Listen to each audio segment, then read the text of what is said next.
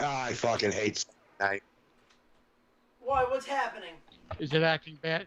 Is it acting bad tonight? I just got booted twice. Oh, Jesus, did you really? Yeah, dude. Uh,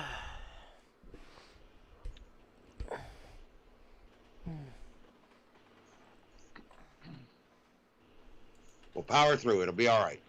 yeah. Okay. Can you still hear me? Yes. Okay, we're good.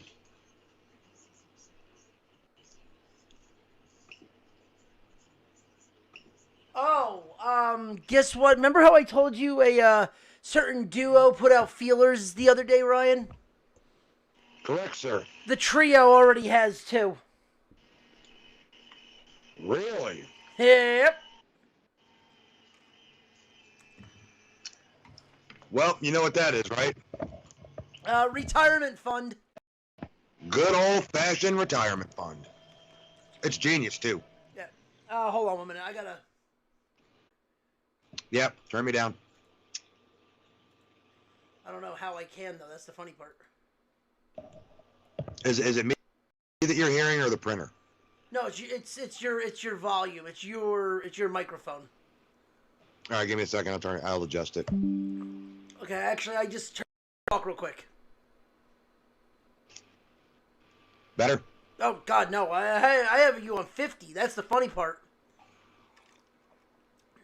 All right, let me adjust mine real quick.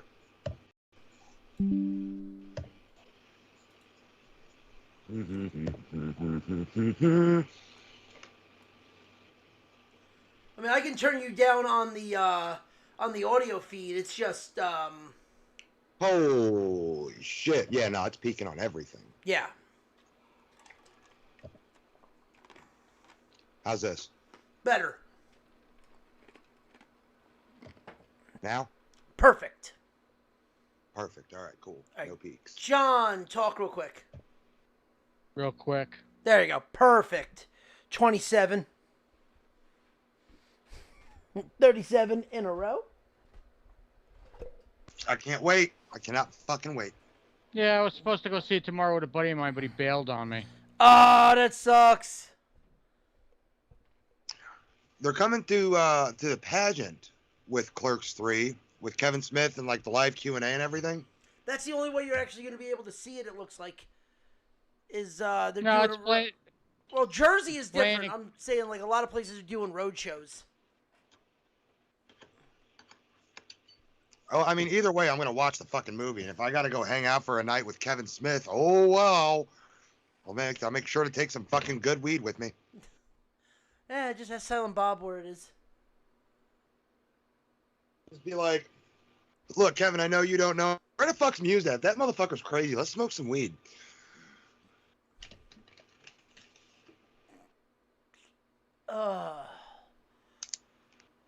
All right, we ready? As I'll ever be. All right, no Blog Talk Radio. I actually got rid of Blog Talk Radio, so No blog talk. no Blog Talk. I'm gonna put everything on Anchor now, so we can actually make money. Let's do it. Yep. 3, 2, 1.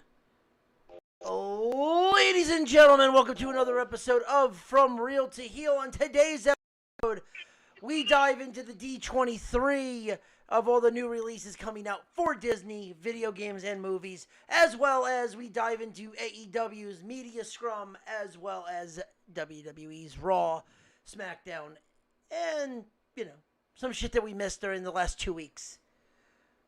And with that being said, ladies and gentlemen, I am your host, F. and Ronnie, and with me, as always, The Zombie Master. and Captain Stuntcock himself, the fucking Hustle City Hooligan. oh, goddamn it, Stuncock. Stuntcocking. All right, so yes, if everybody missed, we were away for Labor Day, and a couple pay-per-views happened while we were gone. Indeed, good sir. And some a media scrum apparently happened. There was some real scrumminess. And we're still reaping the benefits of it today. So, yeah. Where do we want to Yeah. Where do we want to start? I would like to start this. Go right ahead. So, after watching something that I can't even call a mediocre pay-per-view, because the fucking card, for being like 5 goddamn hours long, only had 2 real noteworthy matches. And the world heavyweight title, that's only defended in the United States, was not one of them. The fact that Pac has put a title that's been defended more overseas than it has been in the Americans. I mean, we can break down this pay-per-view real quick, and I guarantee you we can run through it in about a minute and a fucking half, because that's really all that's worthy of talking about.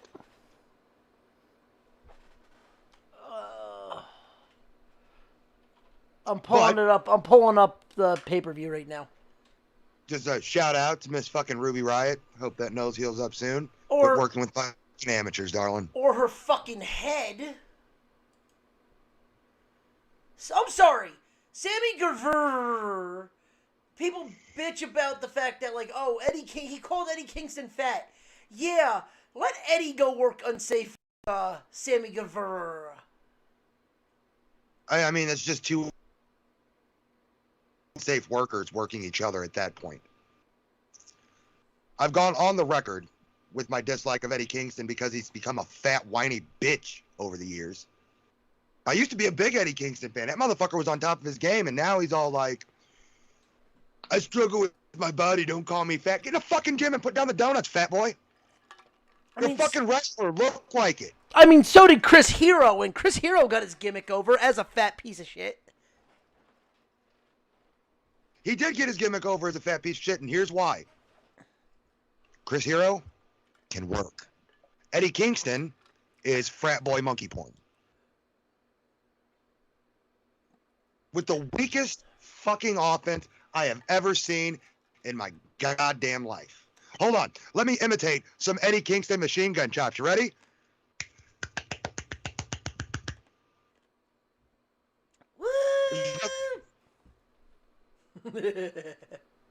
That's exactly the fucking sound it makes. It sounds like he's sitting there jerking his dick off, fucking kneading bread dough. But he's calling that offense. Fuck you, Eddie Kingston. Get back in the fucking gym. Get back in shape. Become a fucking worker again, bro. Quit being a petty bitch. So you want to hear something funny about that match? That match was the longest on the pre-show in 13 minutes and 25 seconds. And it was fucking, 13 minutes even too long. He went over Ishii. I wouldn't even call that match a fucking curtain jerker. Because it set no precedent for the night. No, Pac and Kip Sabian was a better match.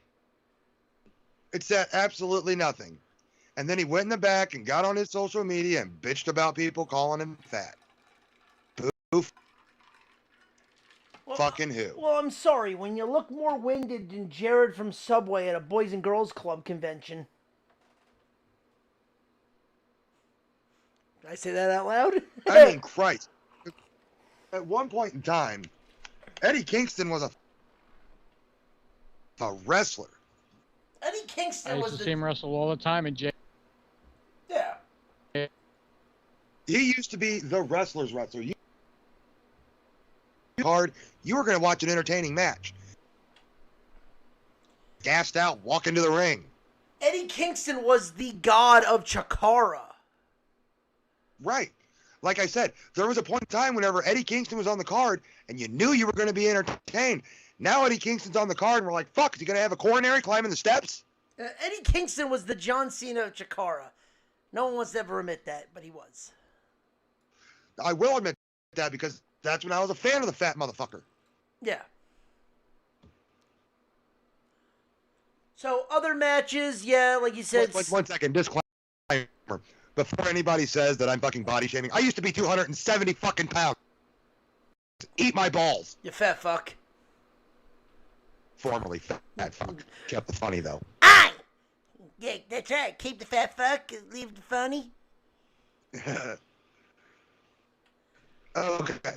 All Next right. match. So we kicked off the pre-show with Sammy Guevara and Ty Mayo defeating Ortiz and Ruby Soho by pinfall. 6 minutes for the mixed AAA women's or mixed tag titles. A lot of God, I hope Ruby jumps shit. a lot of unnecessary bumps. Well, it's because Sammy Guevara. I pronounced that right, didn't I? Yeah, you got it right. Yeah. Okay. Wanted to make sure. I don't want to be politically incorrect. That's because he's more worried about fucking showing off his little billion old lady. And I get it. If I was crawling in bed with that every night, I'd be showing it off too. But I'd be looking to upgrade to a Canadian goddess. I mean, great example is then you just be considered Zack Ryder.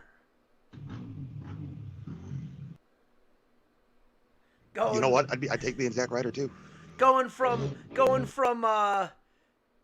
what's her name? Emelina to Chelsea Green. That motorcycle that just went by outside. Like an angry gerbil queef. But there's 3 bumps in this match that really pissed me off. The opening, where Sammy Guevara gets hit with the middle and the end. Well, Sammy Guevara getting hit by a fucking golf cart going full speed.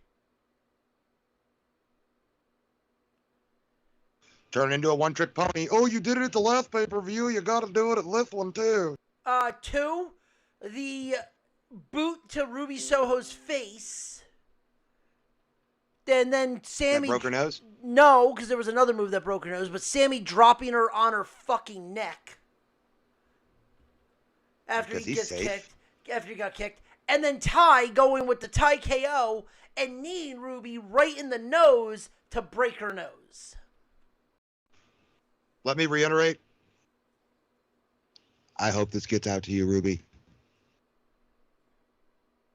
In amateur land, go back to the big times. But yeah, John, did you watch any of the pre-show? I didn't watch any of all. Okay, so then, all right. Be right there, guys. 1 second. All right, I'll go into the next one. Next on the list was Hook defeating Angelo Parker from 3.0 by Red Rum. 3 minutes 55 seconds.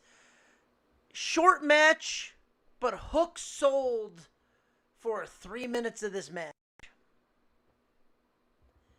It was a old school Taz match where Taz would sell for 3 minutes and then suplex, Taz mission over. It actually made sense for a Hook match. I like that Hook's starting to Sell? Dude, Yes. it literally is turning into his old man's matches where Hook Taz would sell, hit 2 Germans, hit the fucking Taz mission, be over. Right.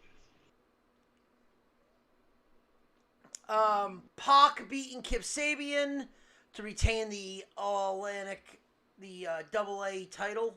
12 minutes, 25 seconds. Kip actually got better in the ring. Well, I mean, that's the mark of an actual wrestler. They do get better. Yeah. Well, also, he's been out for about 2 years. Yep, that's a lot of time to get better. Yep. Now we get into, and then we have Fat Kingston versus tomorrow Ishii. Not today Ishii, tomorrow Ishii. What's up with this Blair Witch looking promo? Because Because Rhea Ripley sucked his dick real good and got Dominic to turn to the dark side. No way, dude. She was behind him. She was pegging him during that promo. Oh, good lord. She's gonna start saying I'm your poppy. She already has.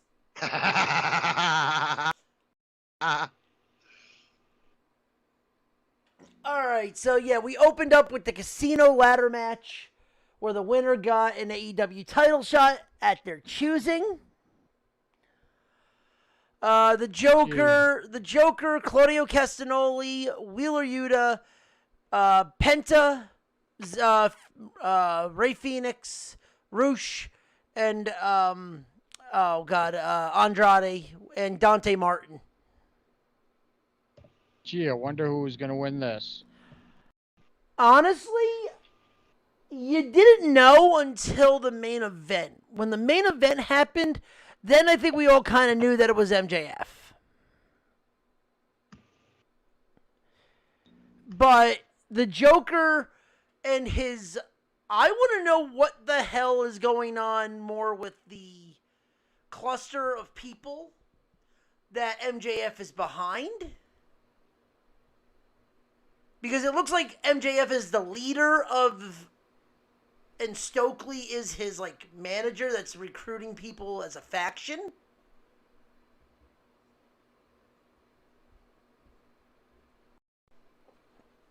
Like, I don't know. I don't know what you guys think.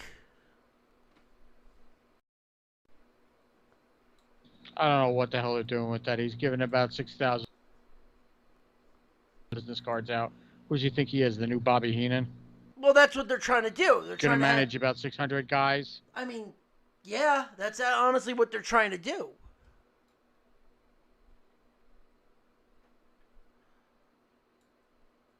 Thing of advice, he ain't no fucking Bobby Heenan, so stop trying to emulate him. I mean, you can't emulate a genius. Stokely's never trying to emulate. And Ryan's out. They Skype kicked him. But that's the thing. Stokely's never trying to imitate. He's trying to build a faction. So Ethan Page apparently left Top Team, Lee Moriarty, the Guns, and Big Cass with MJF as the leader. It's kind of interesting to see what is going to take place with that.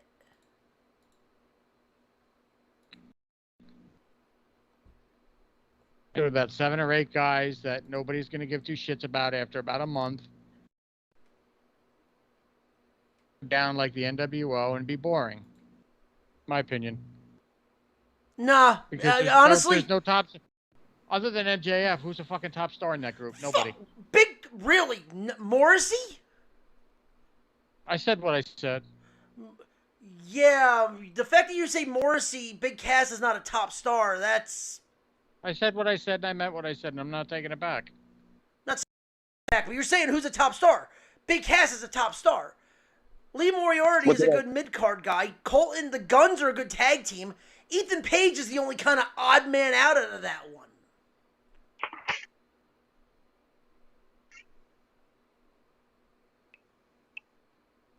Right, we're talking about the he has the potential to be a star. Who?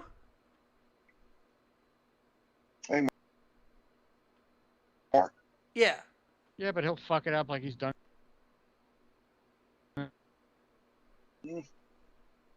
I'm sorry, he's had chance.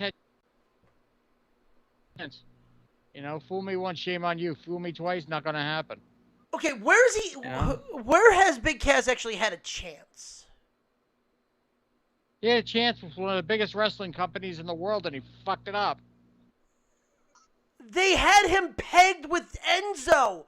They had him pegged when he went heel and was doing the Daniel Bryan stuff. He went into business for himself. Look what happened. They told him not to do something. He did it anyway, and look where it got him. Tell me I'm wrong. You're wrong, because it made him a heel. Like, yeah, he got fired for it, but he was pinned. He was pigeonholed as the tall, big, lanky guy for fucking the mouthpiece.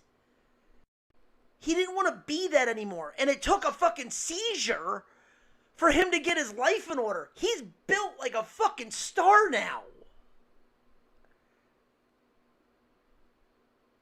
That's true. He does have the look. He's got the... Look, I'm not saying he's not in better shape than he was. I'm not saying he's not in better shape than he was before. Because he is. But then we all remember what happened in Rawway. Because we were there. He did nothing. He did nothing in Rawway because no one wanted to come around.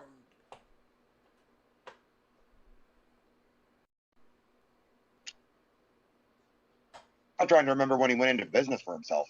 Well, they told him not to do that stuff with the little person. And they said, don't do it. Just knock him over and then be done with it. But then he went and did the kick when they told him not to. That's what led to him getting fired. And that's a Vince decision. That was not his decision. Because Vince, if you remember, doesn't Vince like to make fun of midgets, little people, and like kick them and do all that shit too? How much you want to bet that wasn't Vince's call and then it backfired on him because the board of directors got pissed off at him? No, the fucking sponsors got pissed off at him and Vince had to do something. And how was that his fault? But when, it's like, look, the old saying goes, it's like when a promoter asks you to do something, and Ryan said you're in the business, you'll either agree or disagree.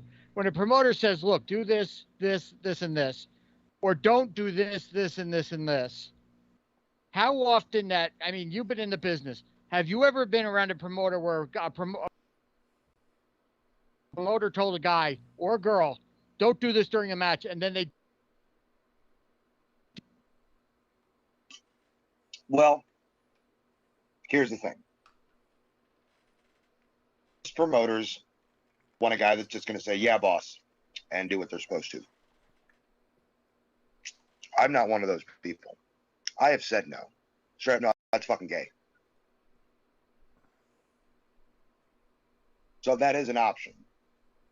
And also, it is much easier to ask for forgiveness than permission. And also, as a heel, your whole point is to get the crowd to boo you. Yeah. All I'm saying is, if you're going to do something that give you heat backstage, it's a lot easier to walk into the like, hey, I'm sorry, I thought it'd get over. Instead of knowing your idea is going to get shot down and trying to pitch it anyways. As long as you go over the time. Because that was a Vince no-no. Because that was a big Vince's no-no. Where Vince did not like anyone go... Like, I think Bubba Ray did one where he literally told a story where he went 5 minutes over. And in a promo that he had, but it got over so well. Vince goes, next time, if you go 5 minutes over, you need that reaction or you're fired. Yeah. Like, congratulations, you got over. But don't ever do that again. Yeah. But, and honestly, that could have been what he was thinking. It's easier to ask for forgiveness than permission.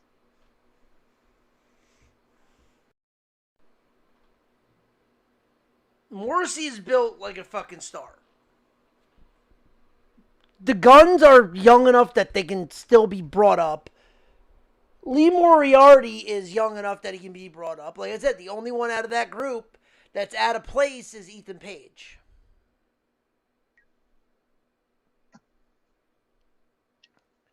Everyone else really can't talk either. True. So that's why Stokely's there. except for MJF. Which we don't know anything about that tie-in. Is MJF the leader? Did MJF pay them off to get the chip? Like, they didn't really explain it on Wednesday either.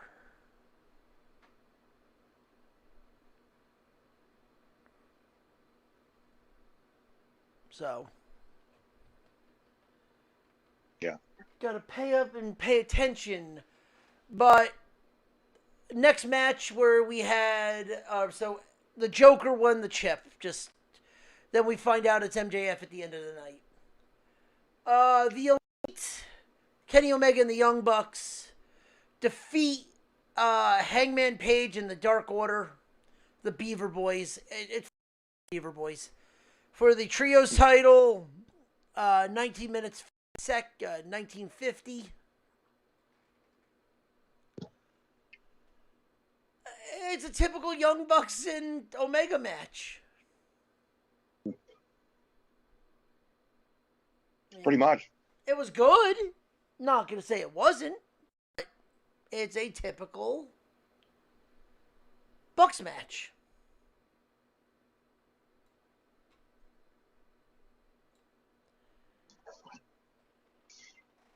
It was a typical match. False finishes, flippies. Bump that shit been taken. Story that was really told. The only story that was really told was the fact that Hangman and what's it called? Hangman and Kenny.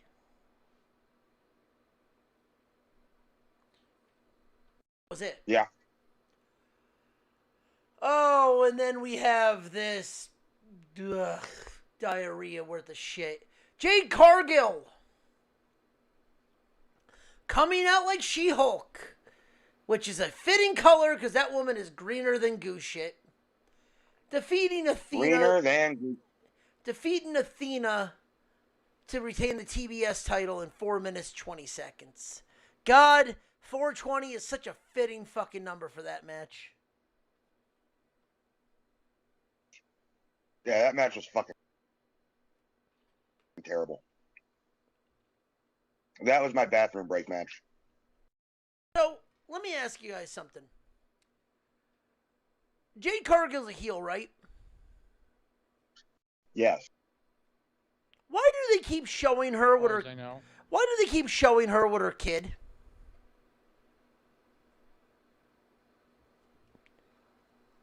Because it's in her contract.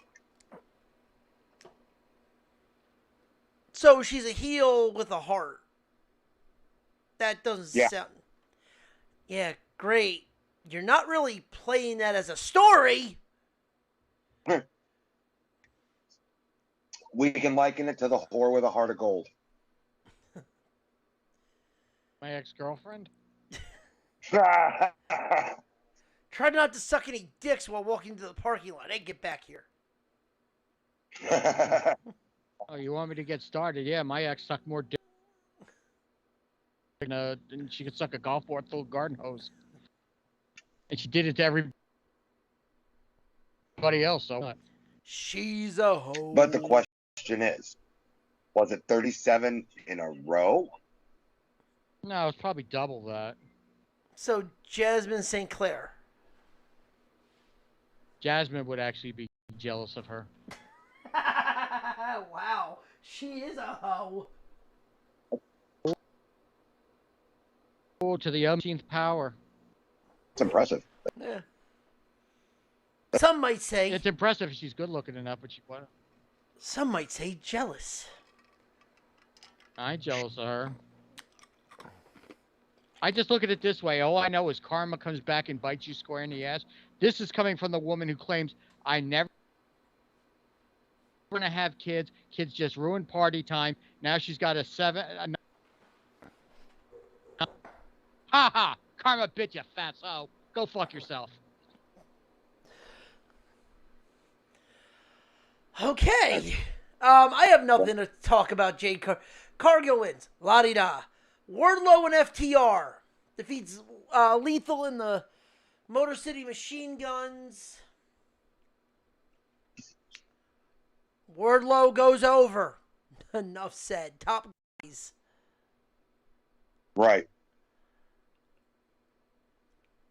Yeah. Power Bottom Hobbs defeats Ricky Starks by pinfall. 5 minutes, 5 seconds. I know what I said. I don't know how to feel about that. They could have jobbed Ricky Starks out, unless Ricky's hurt. That we don't know about. He's Well, fucking hurt. Well, when you work in a company, Half the AEW roster's fucking hurt all the time. Well, when you work in a company that is that's unsafe. You sneeze at catering, you'll be out for 6 months. Dak Prescott? I mean, he ain't wrong. It's just, I don't know. Powerhouse. All I know is Chris Statlander. I've seen her wrestle live so many. That girl's got so much potential, but in 3 years with AEW, she's been fucked up twice. You do the math on that one.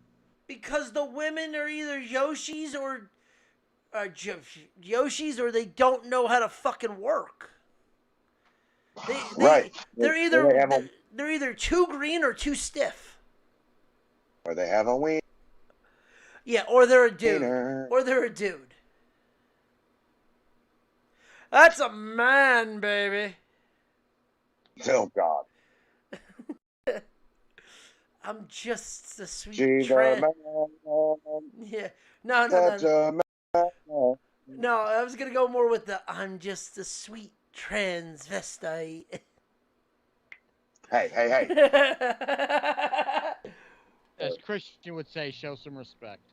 Show some respect. Oh, no. No, you show respect to Tim Curry. You don't respect the show to Nyla.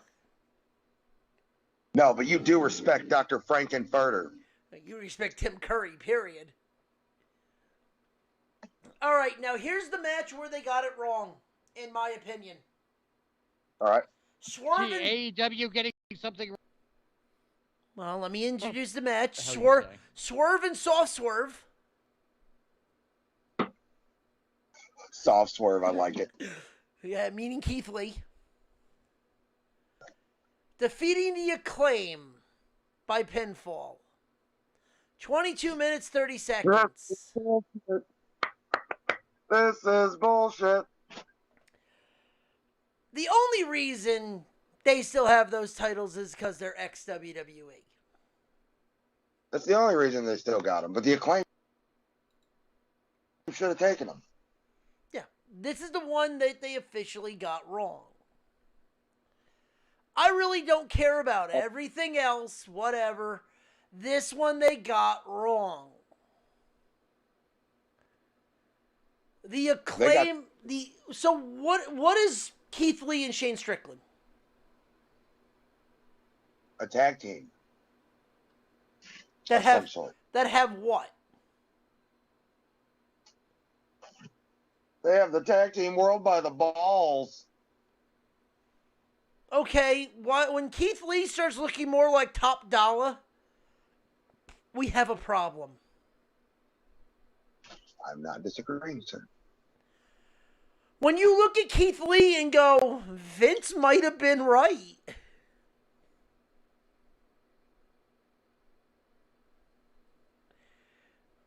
It says... Dude, What? That match was fucking garbage. Oh, the match was awful because... Well, no, the match was good because of who was in it. But the fact that is... Garbage. But the fact that, like I said, Swerve and Soft Swerve over there couldn't... Oh, well, we were going to break them up. No, we're going to give them the tag titles. We're going to break them up. We're going to give them the tag titles. Yet the Acclaim go out there. Bowens and Caster go out there every week on every show. Caster does a fucking rap every show and comes it right off the cuff, and they have about 7 different catchphrases, and they are selling t-shirts like fucking hotcakes. Uh-huh. But no, we don't want to give them the titles, even though the crowd fucking loves them.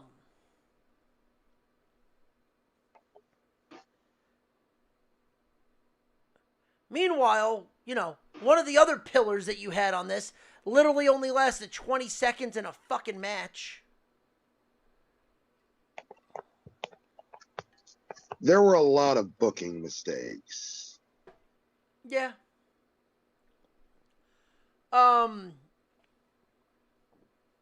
Like, I'm sorry, the Acclaim needed the Acclaim need the titles. Now you have one or two choices. You either give the Acclaim the titles in Queens, or you give it to them in Jersey.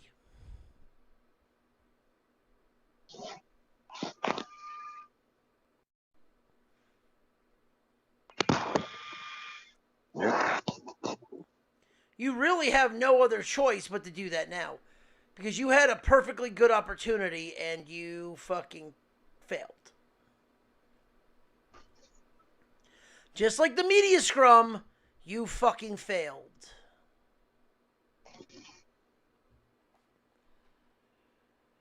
Oh, next on the list, Tony Storm defeating Dr. Britt Baker, Jamie Hayter, and Sheeta.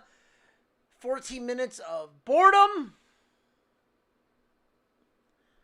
And Tony Storm wins the not WWE or not the AEW women's title. Because that still is Thunder Rosa.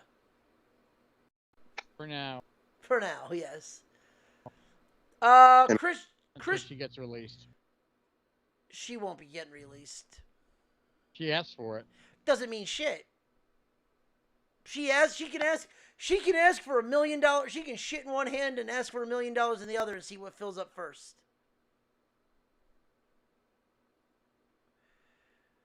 Just because Thunder Rosa asked for a release. I'm sorry, Malachi Black was a little different.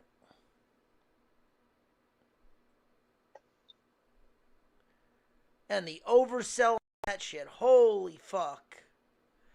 And we have new tag champs.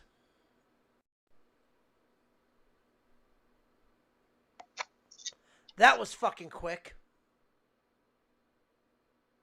Yeah, that was quick. That was the worst oversell I've ever seen in my life.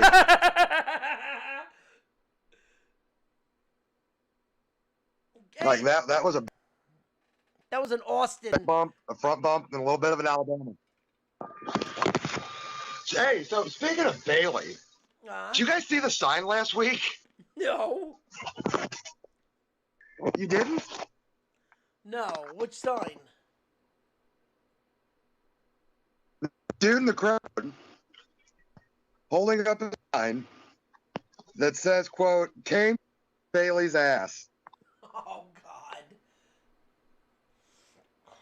God. And, like, it made it. That's like it fucking made it. Just like the Benoit shirt. Yeah, it's still a better father.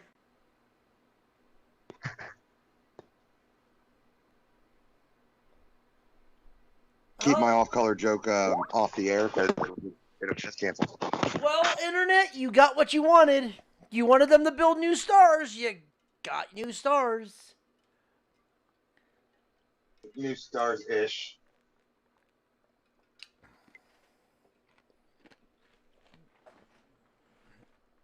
Whatever. It's still, they haven't brought any fucking legacy to that title anyway. No one has. It's because that title's a fucking joke. Yeah. Oh, yeah. So next, Christian Cage with Botchasaurus beating Jungle Boy Jack Perry by pinfall in 20 seconds. But Christian had to go over in this one because he had a torn pec. Yes. But Christian had to go over on this. Way to just kill one of the pillars there, Tony. Well, I mean, he's a Vince guy. I gotta put him over. Yeah, but maybe not have Luchasaurus fucking botch a chokeslam on the pyro grates. Like a dipshit. Even Taz, if you listen to the commentary, even fucking Taz is like, they're always hot. They don't cool down.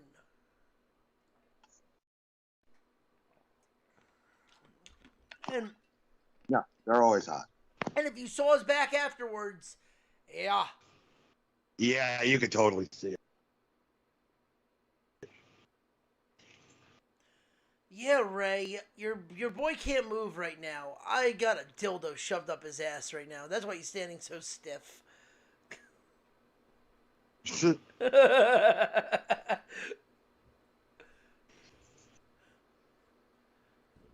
Oh God, and the face that Ray makes just makes that even better.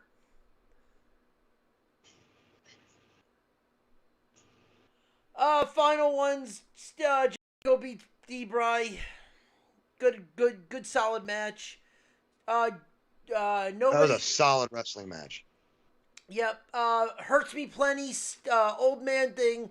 Old man's Sting and formerly known as Rusev defeats the House of Black, and Malachi Black takes his, and Tommy End takes his bow and gets released from the company.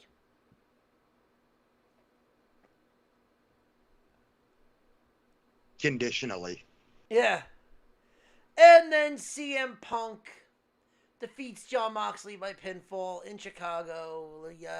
19 minutes and 55 seconds. And then the best part of the show, after he wins, the Joker's revealed to be MJF. Yes. And then the aftermatch. And then the aftermath. Yeah, let's talk about this media scrum. So, apparently, CM Punk decided to drop another pipe bomb. No questions asked, just dropped a pipe bomb on the fact that, you know, Colt Cabana used to work there. It's not his fault. It's not. He doesn't get to decide who they book and who they don't. Oh, and check out Mindy's Bakery. So good, it'll make you want to eat Kenny Omega.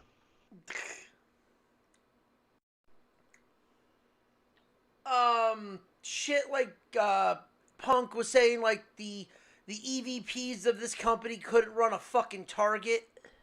Let me interrupt you for a second, because this is what I'm talking about. Whenever John said that Big Cass went into business for himself, no, man. Punk went into business for himself during that media scrum whenever he pointed out a specific journalist, one that he knew. You still do. No, not even do it with. I did improv with Scott Colton. So Scott Colton, he went into business for himself so he could go on the media and fucking bury Colt Cabana again to make himself feel better. Whatever in the fuck it is. The fact that he doesn't have any friends because he's a fucking bitter old prick. Now let me just say this, all right? I talked to Chase about this. Yeah. I met somebody that knows Punk well. They worked together in TNA for a long time. They traveled together. Chase is convinced this is a work. I'm not.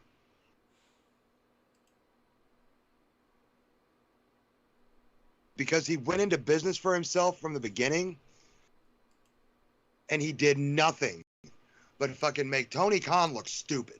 Look like he has no control over his talent whatsoever. And all Tony Khan could do there is fucking sit there and look like a fucking retarded, coked out dog.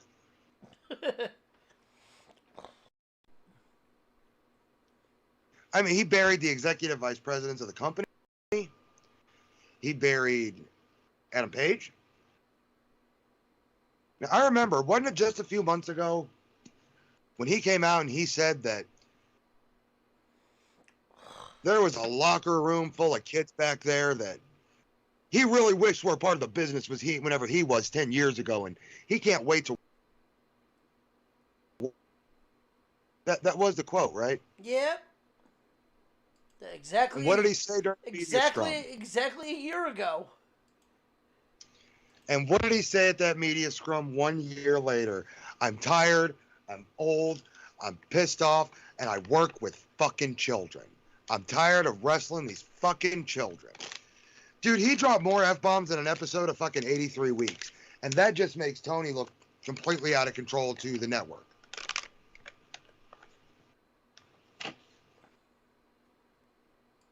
Like, that was fucking bullshit. That he went into business for himself and then plugged a bakery. Yeah. Nobody cares about Mindy's Bakery unless they're from Chicago. I'm 4 hours away. I'm not going to drive 4 hours to go to a fucking bakery that CM Punk goes to when there's a fucking 5 minutes away from my house.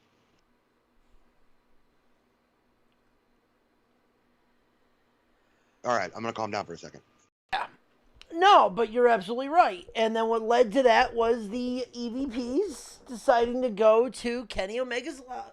Or not Kenny Omega's locker, sorry. Going to Punk's locker. And he fucking invited him. Yep, and having a, well, what they're saying is a chat.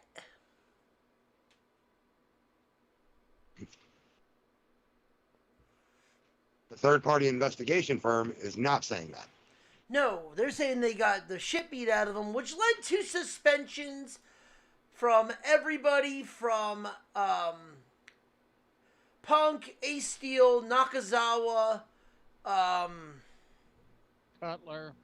Cutler, the Bucks, Omega, and Pat Buck. That's the interesting one right there, actually. Out of everything that they said, Pat Buck is actually the interesting one. Because he has nothing to do with any of this, so why was his name put in it?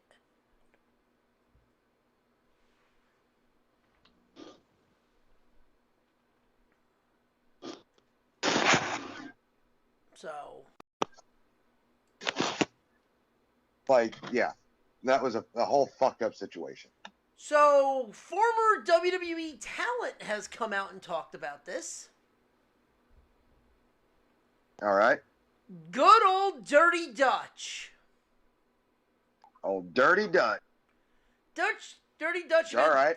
Dutch Mantel, a.k.a. Zeb Coulter, puts the blame squarely on the hands of the president and CEO, Tony Khan.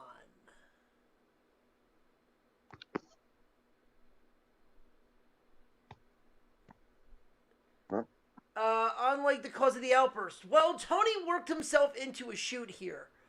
That's what he did. He let the locker room fester and fester and fester, then finally come up to a big blister, and all it needed was a little prick, and there it goes. It goes everywhere. And that is what happened. Hi, I'm Hulk Hogan. Welcome to WCW 2.0. I mean, if anyone's going to have to talk about this, it's Dutch. I mean, shit. Look at the shit that Dutch has been around. Yeah.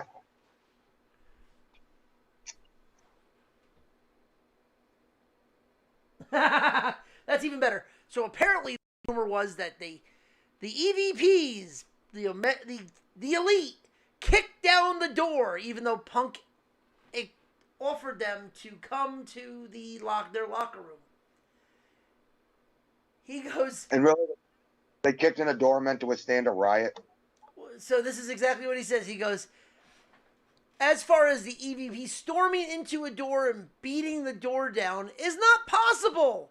Those doors are storm doors. You can't beat them down. You may kick the hell out of them, and I'm sure they would have come in, but weren't quiet like, we need to talk to you. It probably came in ready to fight. Punk threw the first punch. He was ready to fight. Yep. Then him and Ace Steel were fucking threatening legal action. Yeah, the fact that Dutch is saying this and putting it on Tony is huge.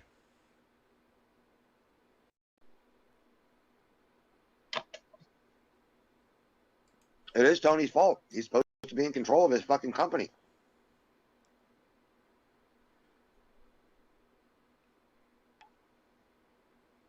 So, I mean, that is what it is. And Booker T came out and said the exact same thing today. Yeah, well, Booker T's not a big fan of Punk, I've learned. He was telling a story about how CM Punk was in the locker room once, and he was like, you know, as a locker room leader, you guys need to pick up your fucking trash. Booker T threw his trash on the ground and said, you don't tell me what the fuck to do.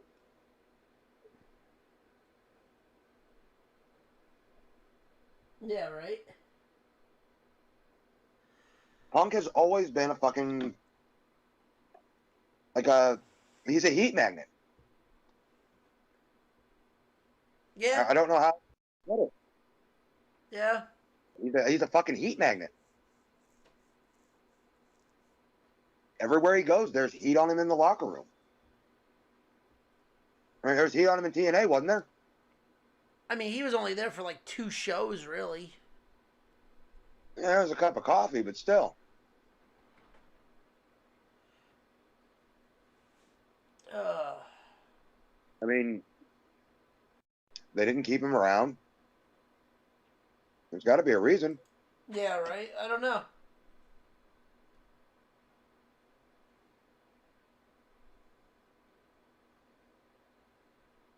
And then fucking Tony Khan just tries to keep scooting forward like, you know, the CM Punk fucking media blitz didn't just happen. There were kids in the room, you know? For fucking like YouTube channels and shit. Yeah. He walks away and Tony Khan's like, speaking of the tag team champions, nobody said anything about the tag team champions. Nobody. It was the worst fucking segue ever.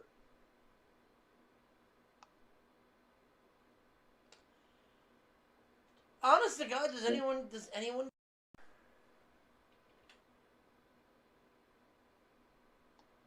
anyone what? Does anyone give a shit about what's going on?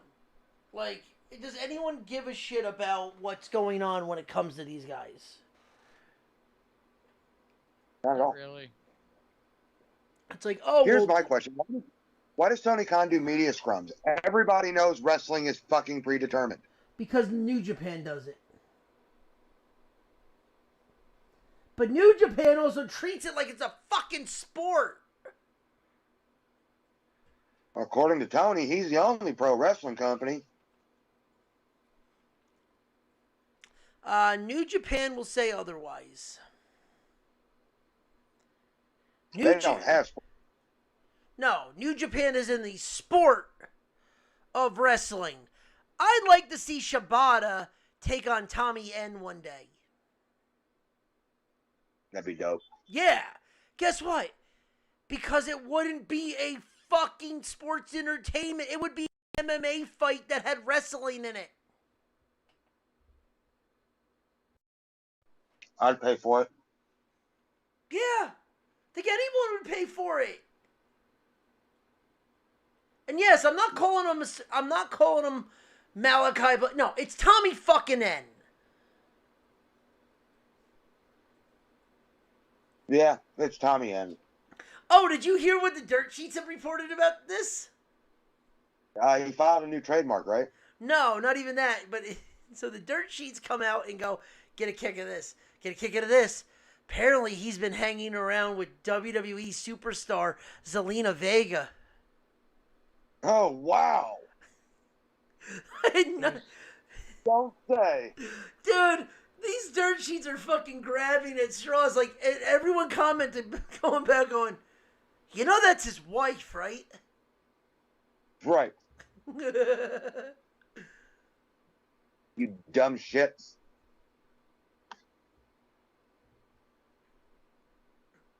And I did see that MJF was shouted out with a former WWE World Champion. Yeah. But I don't know who it was. They didn't say. But the other thing is that's interesting that after all this media scrum, the Elite have put out feelers to WWE. All three of them have. Yep. They'll go. Retirement. Here's the trick. Will they go before their contracts are up or after? Doesn't matter. As according to Ryan, they're EVPs. They can grant themselves releases. Yep. They are executive vice presidents of that company. They can grant their own release, unconditional.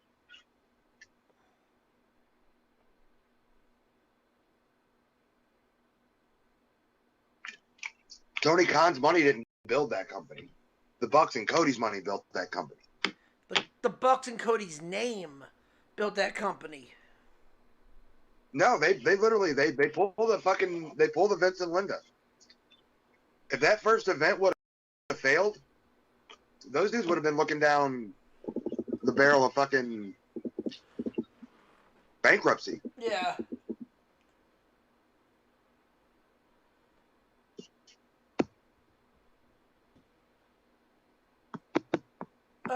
All right. So I teased something at the beginning of the show. Eva Marie. Yeah. So Eva Marie's in the hospital. She's had anaphylactic shock. Serious thing. But apparently she had an allergic reaction to fire ants. Oh, that's kind of funny, but not at the same time. It takes a whole new meaning to all red everything, right? It really does. It really, really does.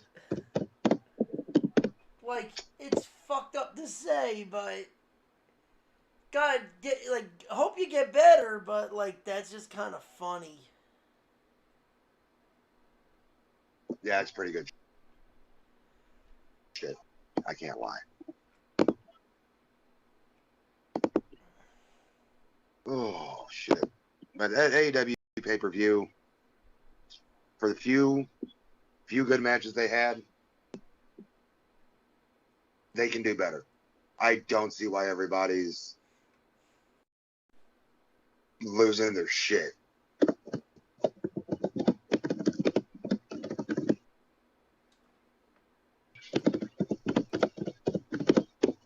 What's this knocking I keep hearing?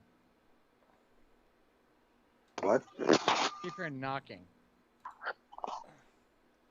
Are you typing, Bri? Because there was it sounded like typing. No.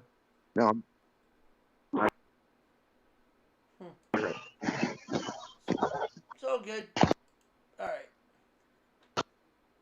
Okay, continue.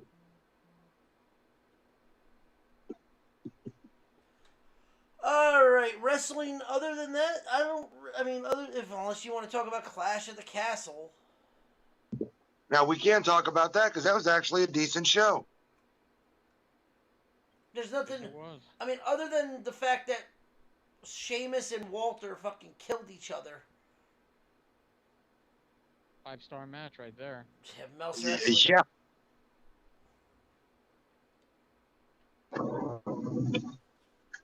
No, Rollins and Riddle actually tore the house down too. Yeah. That was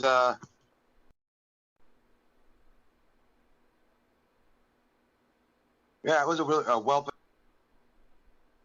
together show. The only thing I could have dealt with is at the karaoke at the end of the night. That was a fuck up. Freddie Prinze Jr. was talking about that on his podcast. He was a former writer. They were supposed to have cut before that all started. Right. That was just a fuck up. They forgot to kill the cameras. But it's kind of, people at home that have never been to a WWE show can see that even after the match and all that, these dudes still, go out there and have fun. Yeah. So I mean, I was all right. Yeah, I've heard worse. I've heard worse.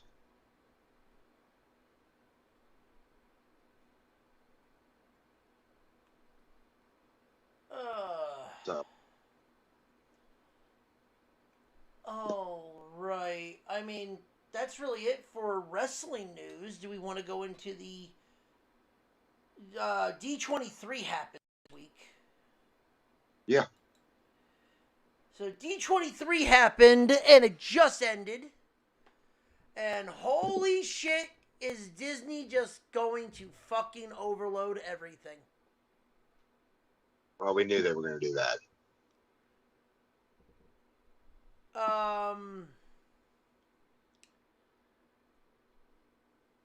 So all right. So I'll just go through it right now. We have theatrical stuff, the Marvel stuff for live action film. They showed off Ant-Man and Wasp. Okay. We showed off Black Panther. Nothing really big through that. Captain America: New World Order, which it looks like they're bringing back Tim Blake Nelson, to star in the sequel against Anthony Mackie as the villain. Rod, do you remember what Tim Blake Nelson was in a Marvel film? Not off the top of my head. John, do you remember? Nope. Does anyone remember Mr. Green or Mr. Blue from the Ed Norton Hulk? Didn't see the Ed Norton Hulk, so. Yeah, it's been a long time, but yeah. Remember the guy that gets the when they show Tim Roth and he's bleeding on him and he gets the gamma radiation in him? He becomes the leader, apparently. So that is going to be your new villain, which means Ed Norton's Hulk is canon. It should be. I mean, he wasn't the worst Incredible Hulk. No, I think he was. I liked him better than anybody else. I don't like him more than Ruffalo. Ruffalo's killing it. Listen. If Universal can pass up on him, and we can get a Planet Hulk movie with all the Hulks and Terry Crews as one of the Hulks, I'm in. Yeah, I'd be in. We had Fantastic Four stuff. They have a release date, November 8th, 2024. The Thunderbolts movie, which is the closeout of Phase 5, which is July. It's got David Harbour, Julia Louis-Dreyfus, Wyatt Russell, Fiona Pugh, and Sebastian Stan back. It's all characters, so it's the villains from all the. It's almost like the like a version of like their Suicide Squad type deal.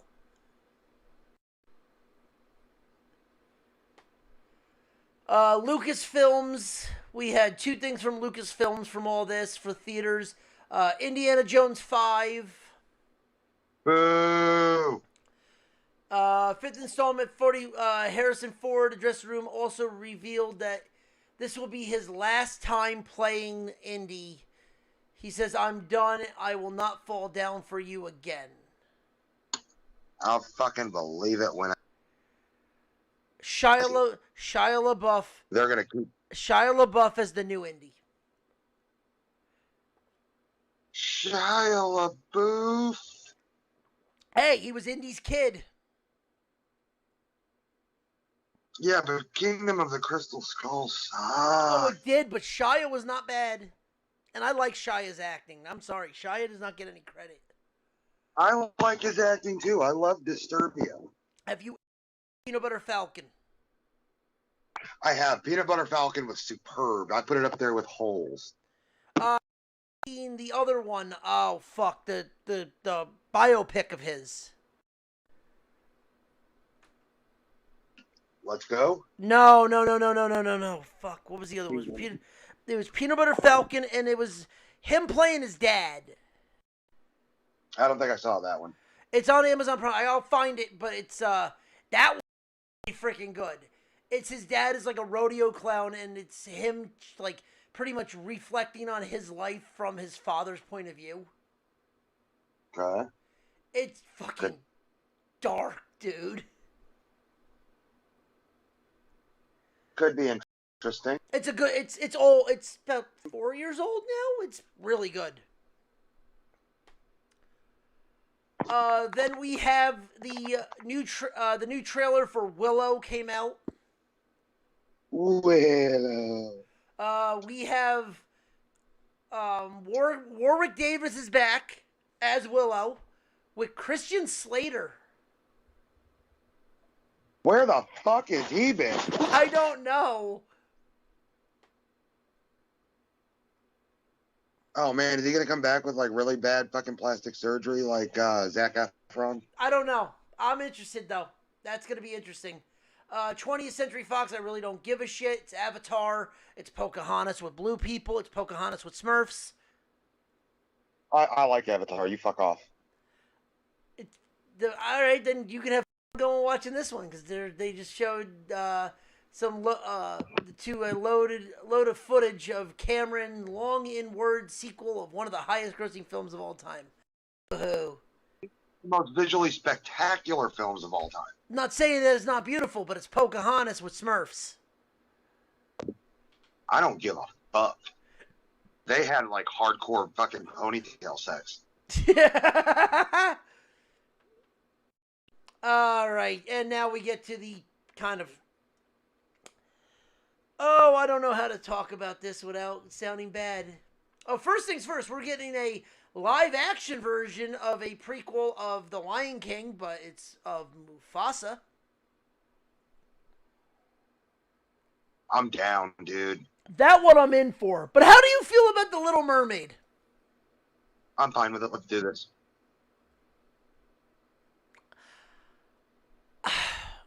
It's The Little Mermaid. Here's the thing. I'm not judging it. Okay, first off, let's get this out of the way. She's black. They turned a redhead into a black girl. Whatever. So what? Is she still gonna have a dingle hopper? I don't know, because all they did was the part of that world bit where they. What about Thingamabob? She had 20. See, they didn't do the song. There's the problem. They should have done the song. But they did something to her face. Okay, what'd they do to her face? She kind of looks like one of the fish from a shark's tail. Cause every little thing, gonna be alright. Not the jellyfish. The actual, like, the villain, the evil fish. I don't know. I think it'll be alright, dude. Disney does pretty good. Hold on, I'm gonna send you the photo. Hold on. Because I even said, why does she look like the villain? Like, why does she look like the villain fish from fucking Shark's Tale? Fish are friends, not food. Look, I will fucking quote Disney movies all goddamn night. Bring it on.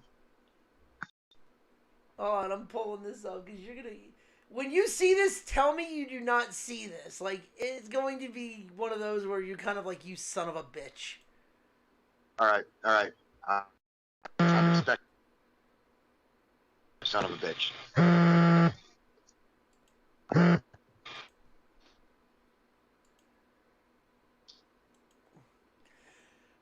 All right, photos up.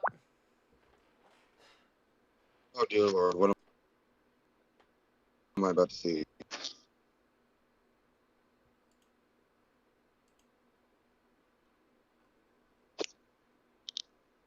Hey, can you guys hear me? What? Yeah. What the fuck? Hold on a second. I can barely hear you guys. Oh, jeez.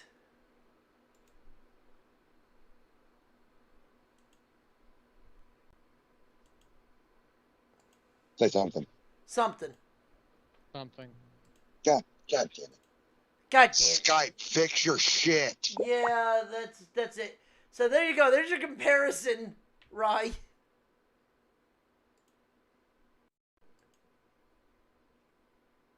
You know what? I don't have a problem with this. They did something. I don't know if that's her face, but they CGI'd something to make it look like it doesn't look normal. Well, I mean, granted, I'm going off of a fucking 30-second trailer too. that fish isn't the villain. No, but you get the point. It's the friend, but it's still The damsel. I don't know. I think it'll be all right. I mean, I think the red hair looks all right. It's not like fire engine red. No, I'm interested to see. Okay, here's the big question: how much of a cuck do they make Eric? Now that's the question, sir. Ariel could be fine. What do you do with the shit around it? Because, oh yeah, by the way, I'll say this. There's one perfect casting for this movie. That is? Ursula. Who'd they get? Melissa McCarthy.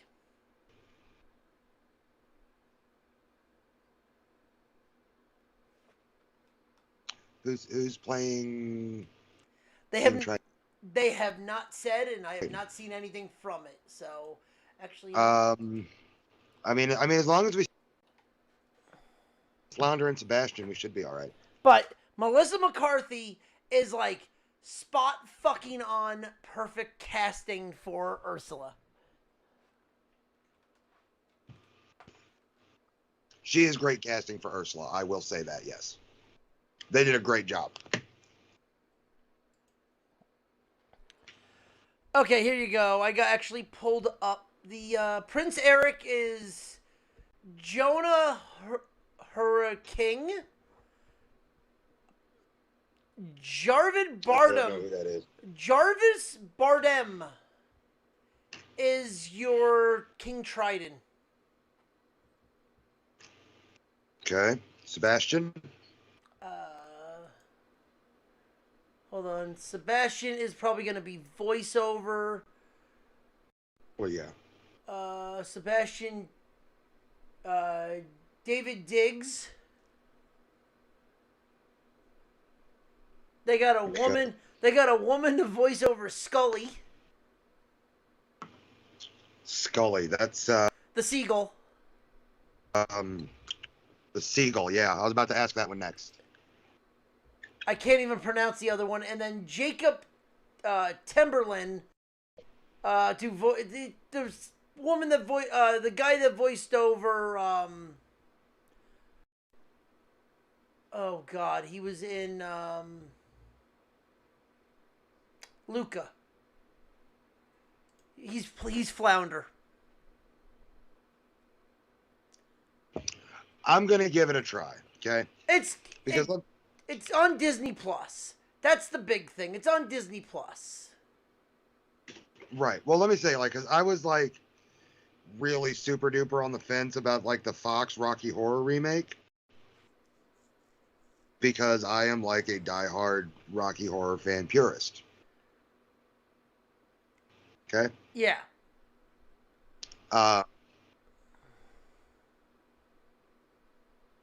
It wasn't terrible. I mean, you had Vanessa. Now, what would make me feel better? Well, and here's what made me feel better, and here's what would make me feel better from Disney. If somebody would step forward and give this movie a little blessing. Because Tim Curry himself blessed the new Frankenfurter. Gave Shklee his blessing. Yeah. And that made that, it eased me into the situation a little more. I'll say this. Because, I mean, what you're taking is essentially an iconic role. Come on, dude. Me, you, John, Chris, Christian, we all I didn't know the Disney classic. See, here's the thing. True. I'll say this. I will give it a shot. I would not go, like, if you have kids and they want to go see it in theaters, great. This is, for me, a Disney Plus when it comes out to stream. Right. I'm not going to give my money to go see this, not because of the race or anything like that. It's honest because I don't know if it's really going to be worth it.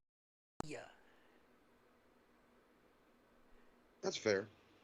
I got to see. Here's the thing. From what they're showing me, I'm still on the fence. Okay. This is coming out of summer next year. So this is going to probably be your July Disney release. The problem is, though, is people are burnt out of Disney live action. Well, it's kind of because Disney never really...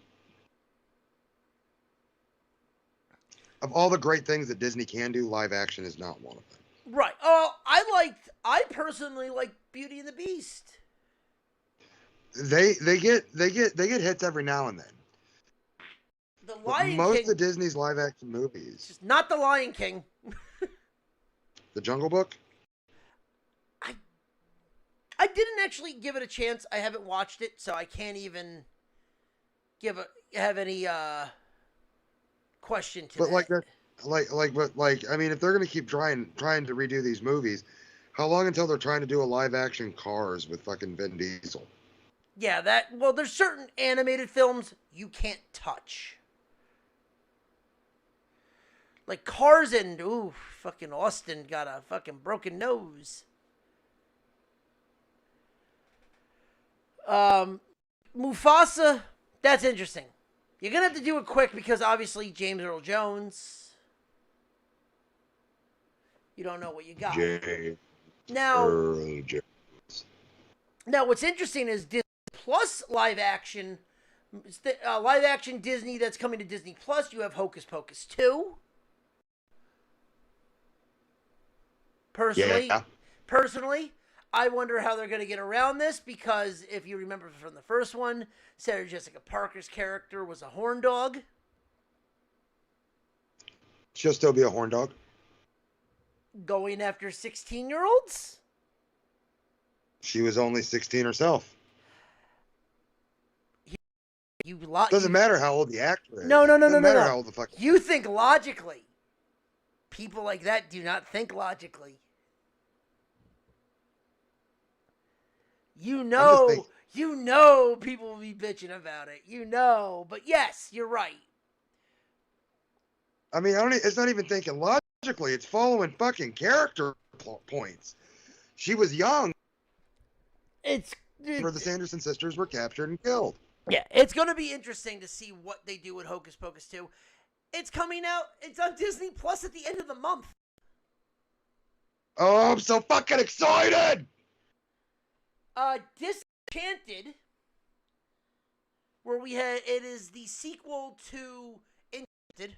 Amy Adams is back. Pretty much the regular cast is back. And from what they showed, they kind of wish for a happily ever after, and then Amy Adams gets turned into a stepsister. So that's going to be out on November 24th. And here's a live action that I actually know could do very well. It's who you cast in it. Peter Pan and Wendy.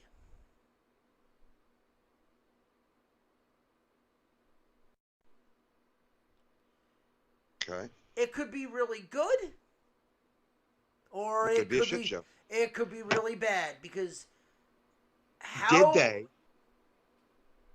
What? I'm sorry to interrupt you. Did they, by any chance, announce any of the absolutely wonderfully amazing Disney nature documentaries? Let me see if they did. Yes, they did. They did some of it. Yes. What have they announced? The only thing I see right now on here is The Edge of History, National Treasure. That's not a Disney nature doc. Oh, no, sorry. No. From what they showed, they did not actually show anything that they released yet. Nothing coming up from Disney. Dude, that sucks. Those are the best fucking nature documentaries. Like, every now and then, I like to smoke a shit ton of weed and sit back and watch a Disney nature documentary. Yeah, that could be fun. No, dude, it doesn't even matter which one you choose because they're all fucking phenomenal. Oh my god, so they have the casting for Peter Pan and Wendy. All right, what do we got? Hit me. Alexander Maloney as Peter Pan. Okay. Wendy is Ever Anderson. I don't want to go into what they were from yet, but I got to tell you the two that are best. Captain Hook. Okay. Judd Law. Or Jude Law. I was about to say Jude Law. And You're New York's coming up. Yeah. His name's Judd. And Schmeagol or Shmee? Shmee? Jim Gaffigan. Jim Gaffigan. That's perfect casting. That is really good casting. Okay, so it looks like the Peter Pan is an unknown.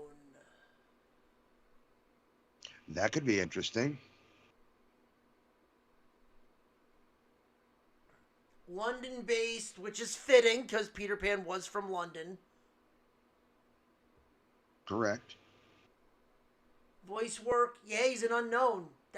You know what? I'm intrigued. So, in the vein of Peter Pan, I read a very disturbing fan theory. Okay. Oh, I know where you're going with this one. The Lost Boys. Yeah. So we can talk about this, right? Yeah, we can talk about this. So the theory goes is that like Peter Pan is actually the villain in all of this. Yep. He's kidnapping these children and taking them to Neverland where he's killing them. So they never have to grow up. And the ones that escape him, that grow up, become the pirates. Because, I mean, let's be honest. If you were a kid and you grew up with absolutely no parental supervision, you would never get past, I want to be a pirate. I mean, fuck, dude, I'm 36 years old and I want to be a pirate, okay? But, like, that's kind of disturbing, right? Yeah. I mean, it's kind of spot on. Like, that's not just me, right? No. I know exactly what you're talking about. Yeah, and you're absolutely right. John, you've been quiet through all this. I don't like the live action films. Everyone I've seen has been terrible. I have no say because Disney's ruining classics for me, and that's all I got to say about that. That's not. Beauty and the Beast was actually pretty good. That was a straight up retelling with actual actors. I've seen too many of the rehashes, and I'm sorry, the first one I ever saw, I avoided them all. I saw Aladdin, and that pretty much squashed every chance of stop. seeing any other. Stop. No, you wanted my opinion. No, you're right, but I'm going to say it. But you're jaded because of Robin Williams. We all were. The problem is that Aladdin was not good because it should have been told as a Bollywood film.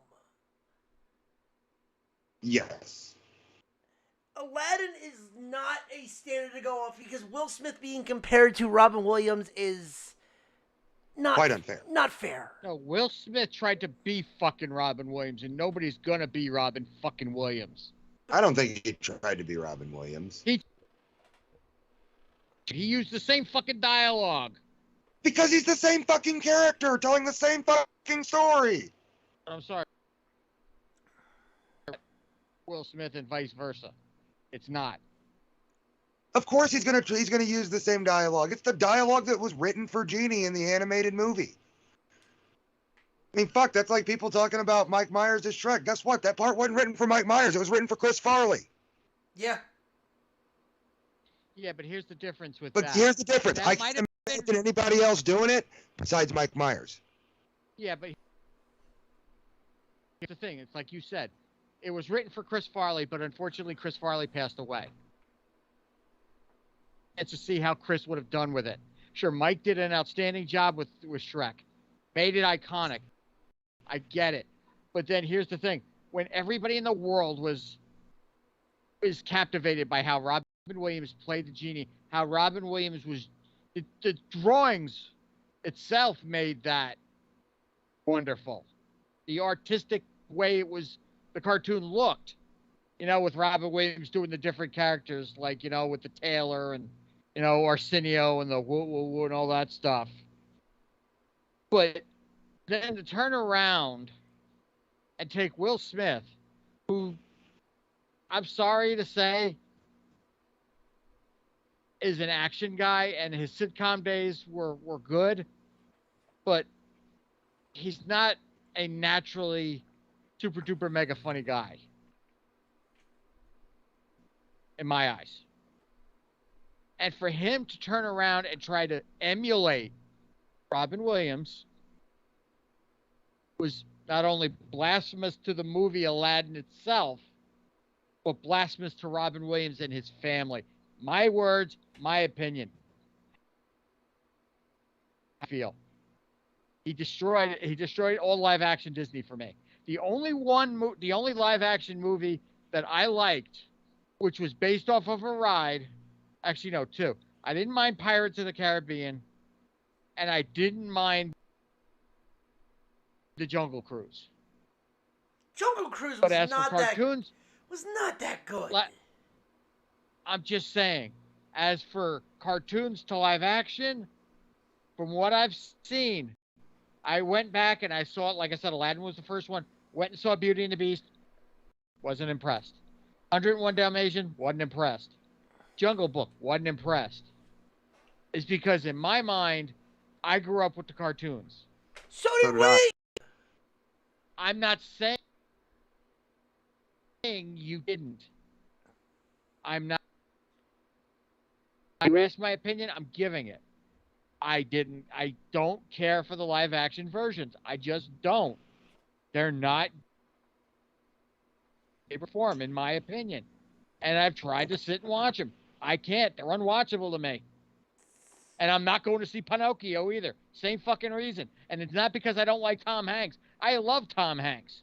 I've always liked Tom Hanks. Well, that's not a retelling of the actual movie. That's them making a live action version of the book. Dumbo was not great. And I like Michael Keaton. But here's the thing. That's also because Dumbo is a fucking story of animal abuse. Yeah, which is don't get me started on that. You knew what you were getting going into that movie, though. Like, because that movie's been around for decades. That's like saying I'm going to make a live-action version of Song of the South. You know what you're getting. Oh, man, I would watch that. I missed that movie. Shut the fuck up. I was making a joke. It was a racist character like that. The movie was actually good. So they had racist crows. Dumbos. So was Heckle and Jekyll. Heckle and Jekyll, same thing. But regardless, I mean, we're not talking about the fact that Geppetto, the puppet maker who wanted his puppet to be a real boy, who is a rumored pedophile. So can we call him Jay Pedophile? They actually go into why he actually makes Pinocchio in this film. Yeah, they went into it in the first one too, and it was still fucking weird. Yeah, well, I mean, they actually go into this like more deep, kind of more of a deep cut, like the mother and son die. So it's a grieving fucking widow that makes makes a fucking wooden boy. Widower. Yeah. But you get... Yeah, whittler. Yes, I get what you're yeah, saying. but like it's something they actually go into. I've seen the Nostalgia Critic version. I'm not going to sit and watch it in all honesty because... I didn't watch Doug's version yet. I haven't seen it. I know it's up, but I haven't seen it yet. But the thing is, though, is when it comes to live-action films, there's certain movies you can't remake. You cannot remake something that was made 50, 60 years ago. Like, oh, we're going to make a Snow White and the Seven Dwarfs. No! Yeah, but even they fucking changed that story. But that's what I mean. I'm like, if you go by the original... Because, like, the actual... Yeah, the Brothers Grimm version? Yeah, you can't do that. Like, you can't physically remake that... The original Walt Disney version. He got raped. Yeah, exactly. Like, you cannot do that. He's like, I kissed her. She didn't wake up. Party time. So, Fucked like, up, dude. Yeah. So, like, there's certain things you can't do. Obviously. Like, I've said it before. There's two of my favorite movies in the world have better not be remade, because if they do, they're going to kill the original. Back to the Future and Jaws. Can't remake those. Well, Back to the Future won't be remade because the owners already said that they will never remake it. And Jaws was perfect. It's perfect the way it is, the original. Not the remake, not 2 and 3 and 4. Those were just, well, 2 was okay, 3 and 4 sucked. I don't know. If you did Jaws with actual practical effects, no CGI, and did everything correct like the original, you could redo the story just as well. You could And try. Ronnie, come on. I'm sorry. I'm sorry to say this to you. No disrespect. They will never do something without CG now. Bullshit! Disney has done practical effects for a lot of stuff. But Jaws, you see what made Jaws good is that the fact that the shark didn't fucking work, and that's what built up the suspense in the entire movie. So when Scheider sees that son of a bitch out of the water, that look on his face is like, oh shit. Yeah. That's what made that movie great. I think with today's, with how good they've gotten with CG and shit today, I think they could blow the original Jaws out of the water. I wouldn't want to see it. I'm saying they could. Oh, and I respect your opinion, but to me, Jaws is completely perfect the way it is and should be left alone. And Back to the Future should never be remade, should be left alone. There's certain movies, like I said, in my life that I don't want to see redone, reimagined, re-this, re-that. No. Here's the thing, though. They've done that with too many different movies and just basically... Like, when they remade Nightmare on Elm Street, they basically almost killed it. Oh! I'm sorry, Jackie Earle Haley sucked as Freddy Krueger. We have this argument every I'm sorry, time. that was just pitiful. You see Jackie O'Hurley as Bad News Bears. He was trying to do something different. I'm not saying that. He literally was It was playing just Rorschach. terrible. It was not good. Go ahead. It was them trying to remake... The 2000... Yeah. The 2009 remake of Nightmare on Elm Street made my heart hurt. It was not... here's the thing. The movie... Here's my catch. The look of Freddy Krueger was just a little too heavy on the burns. Right. Like they didn't look real. No, it looked... The voice wasn't right, and the face reminded me of Harry Potter. Plus, they went real heavy on the he's a pedophile thing. And that right there is why that movie died. It's like Nightmare 2, where they were like, okay, we're going to write this movie, but Freddy Krueger is straight up gay. Yeah. And like that's what I said. That part where they focused heavy on him being a pedophile is why that movie was horrid. He tried to put a spin on it. And if we're talking horror movie perfection, there is only one, and it is The Exorcist. And it has a remake coming out either this Halloween or next Halloween. And while I am nervous as fuck to see it, I will go plop my money down at the theater for the first time since to watch my favorite horror movie, hopefully not get butchered. But here's my question. Okay. So, sure. Yeah. But they remade that, and it was terrible. When they remade Friday the 13th with, Derek Mears playing Jason, it still was. I thought it was a decent reboot. Because there's nothing to it. Big silent guy who kills kids that are being kids. Oh, yeah, and again, but then, two kids sex. They're both dead. That kid's smoking weed. He's dead. That kid's drinking. They're dead. The nerd survives. The nerd and the virgin.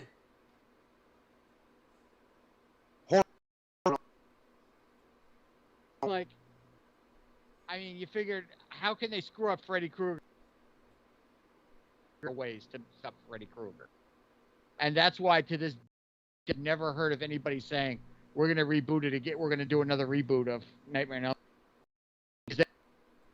Because the got one, and Kevin Bacon said that's a possibility.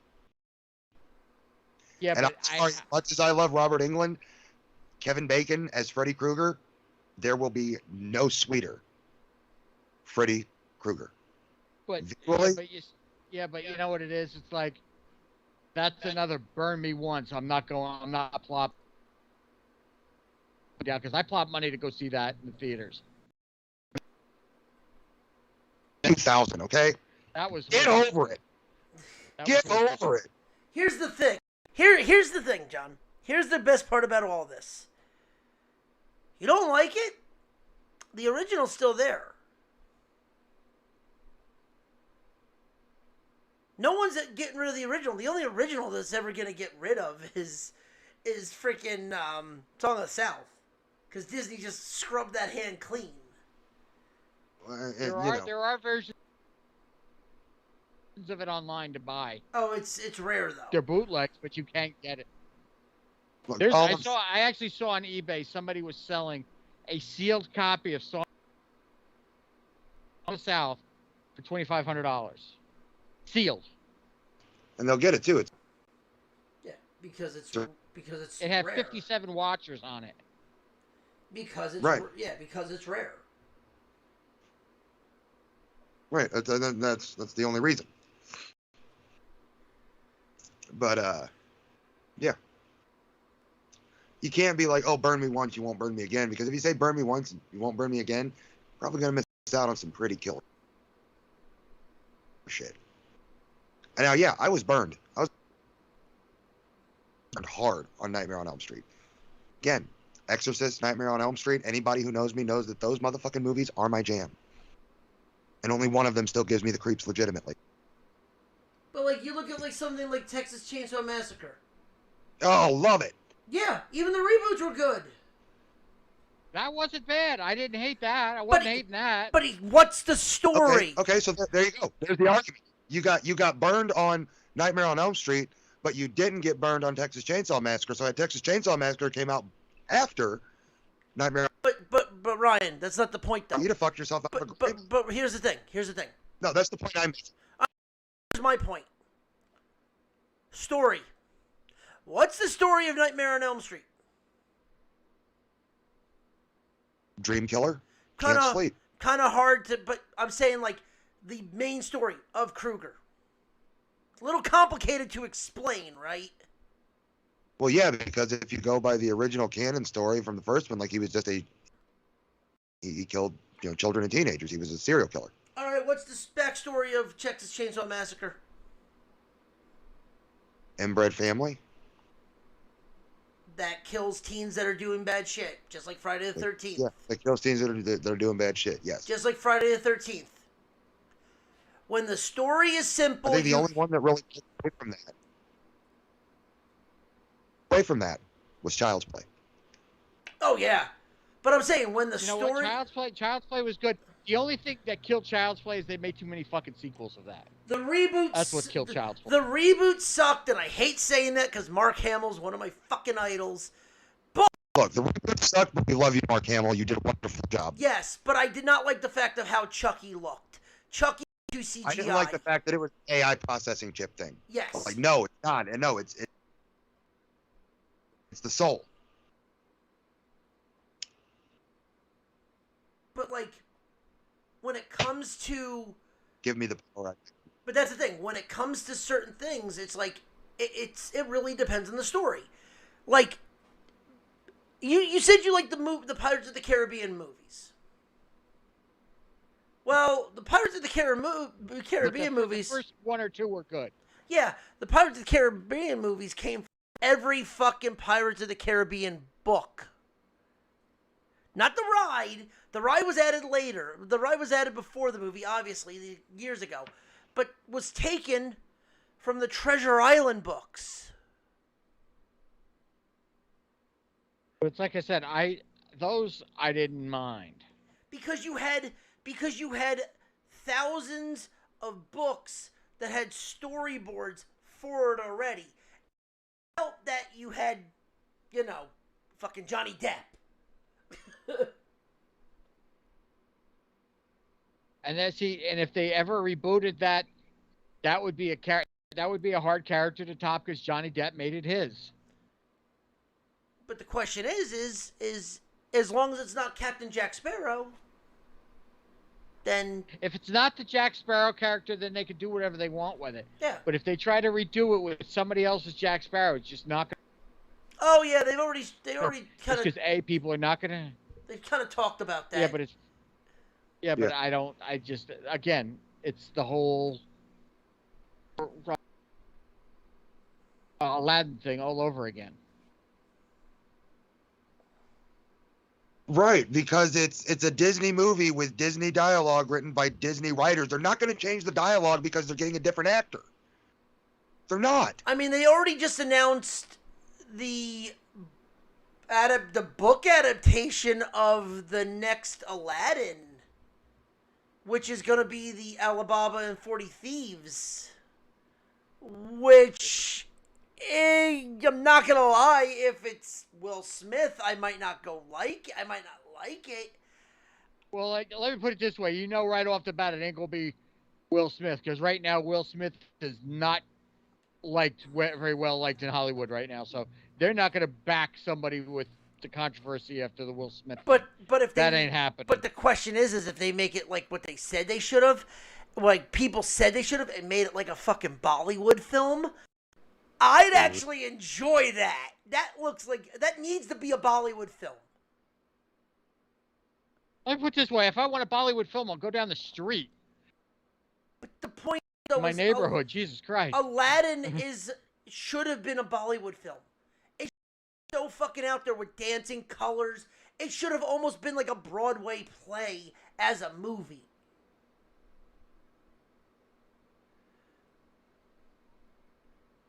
Because it didn't work. Because the minute that Will Smith was casted as the genie, and I'm guilty as this too, we all compared him to Robin Williams. Well, it's because Robin Williams was the original voice of the genie, but this wasn't a fucking animated remake, so you got a genie with a different look, with a different voice, but you're going to keep the same dialogue. And did you notice did you know who the second one was? No. Homer Simpson. Not even kidding. Homer Simpson was the because they didn't get Robin Williams for the second movie. It was fucking Homer Simpson. Dan Yep. Castellaneta. Yep. Right. So I mean, if it wasn't even Robin in the second movie, is there a problem with that? You know what it is? I saw the second one. It just was, to me, it wasn't it wasn't as good as the first. And even in the third version that Robin Williams came back, I didn't think the story was that great. Regardless of Robin Williams coming back for the third one, I didn't think the script was that good. And thus far, I wasn't a big fan of it. I'm hating the actor who replaced him. I just didn't like the story. Right, but you found fault in the live action whenever it's the first story that you enjoyed, but with a different cast. We could debate this for hours. And it also didn't help, like, that Aladdin was not... So. It also did not help that Aladdin was not really likable. But there's flaws in the movie, obviously. But... There's flaws in every movie. All Yeah. I'm saying is, if you're going to close your mind to remakes because you had one bad experience, you're going to miss out on some good shit. That's why I used Texas Chainsaw Massacre as fucking reference point there a minute ago. All right, wait a minute. I'll back this up for one thing. When they redid Halloween with Rob Zombie, a lot of people on that? I liked that version of I didn't shit on that, but there was 90% of the people. Do you like Will Smith? I used to. But I'm talking, this is not before the whole Oscar thing. No, before that, his movies were starting to get very plain, and they were starting to get very repetitive in my eyes. Same old stuff. You know, he did the same bit. And just about every movie became one-dimensional. And I just grew bored of him. I'm sorry, Men in Black, 2, 3. Well, he wasn't. He got repetitive. I mean. Meanwhile, he did Bagger he got Vance. 900 fucking Halloween movies Meanwhile, though, Will Smith did Bagger Vance, Ali. that all suck. I didn't see either one of those. Whoa! You've never seen fucking The Legend of Bagger Vance? Never saw it. That needs to change. Immediately. Yeah. Never saw it, and I didn't see Ali either. Ali I've seen bits of work of art. I've seen bits and pieces of it online. That gave him a fucking Oscar. Not down to watch the start to finish. That shit gave him a fucking Oscar. Dude, that's like saying you love Ray Charles but hate Jamie Foxx. I never saw that either. I never saw Ray either. Have you seen Josie and the fucking Pussycats? Fuck no. Jason and the Argonauts? God damn it, John. You gave me that and it sat on my shelf and it's still sitting there. That movie is a fucking masterpiece. Dude, oh my god. Bagger Vance has one of the best fucking casts. Matt Damon. Hold on, Mr. fucking Zombie Master, fucking Music Master. Have you seen The Rocker? Great movie. I'm not even going to acknowledge that question with an answer. I've seen that movie so many times I've lost count. And I love that fucking movie. Okay, but I love that movie too. So you haven't seen Josie and the Pussycats. You haven't seen Ray. Not all full throw, no. Have you seen there's certain movies I just never, it's not because the actors. Did you watch The Dirt? Oh, fuck. Did I watch The Dirt? I think I've watched, I sat through, I think I watched it. Machine Gun Kelly did the best Tommy Lee impression ever. I'll give you that. He did. I don't think I thought the book was better. Well, obviously, the book I actually, is better. honest to God, think the Dirt book was better. They crammed a fucking book into a 2-hour movie. No, they left a few things out. I think I've composed myself. I have to say something. Go ahead. You're going to stand here owning a fireworks stand. What are you talking about? Oh, you fucker! Oh, you dick! Oh, God, I'm hurting. What the fuck are you talking about? whoa, whoa! Remember, we got the bomb.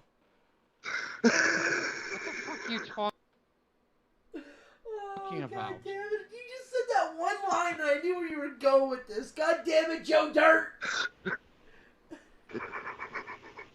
You're quoting Joe Dirt. You don't have any Husker Do's, Husker Don'ts without the scooter stick. No whistling kitty chasers. You got snakes and sparklers. It's not about you. It's the consumer. I do have these. Bro, you got Roman candles. It's fire shit. That is literally me and John in this Yeah. conversation. I am Joe Dirt, naming off the most badass fireworks on the face of this earth, and you're... I have snakes and sparklers. Oh, the minute you fucking said that, I'm like, oh, fuck off. That was great. Holy shit. Oh, John, we've got to educate you on some Oh, my God. fucking film. Oh, dear Lord in heaven. All right, so do we want to go back to this D23? Because I have more shit that got announced. Yeah, let's go. All right, Man, so... I gotta get a drink anyway. Oh, my God. So TV, they announced Ironheart, which is the daughter of Tony Stark. That's going to be cool. Yeah, that's going to be interesting. Good for the kids. Secret Invasion premieres next year, which is the spin-off from... Oh my God, Raw went into technical difficulties. I've never seen that before. What's it saying? Technical difficulties, Raw. And then the fucking bar down the middle. USA, please stand by. Okay, they're back. Wonder what happened. The feed, I guess. And it's during an almost match. That's the best part. What is it? Secret Invasion, which is Samuel L. Jackson. It's pretty much the Skrulls have come to Earth. I like that. I like it. I'm down. And then it's who's human, who's an alien, because they can transform. Correct, sir. You know, I told you about that game here. Yeah. Alex. Yep. You know, the very first line was based off. Dude, whenever you were playing a villain team, you could totally use Skrulls.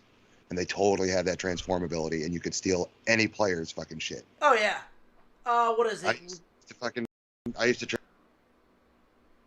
Cyclops and fuck shit up. Oh, yeah. Scott Summers is my boy. We got Armor Wars coming out, which is a TV show with Don Cheadle.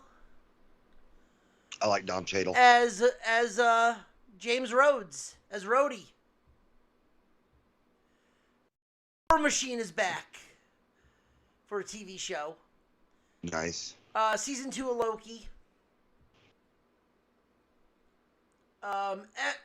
We got Echo coming out with, it's pretty much an upcoming series about someone who has echolocation, but this is where we're going to get the introduction of Kingpin back with Vincent D'Onofrio.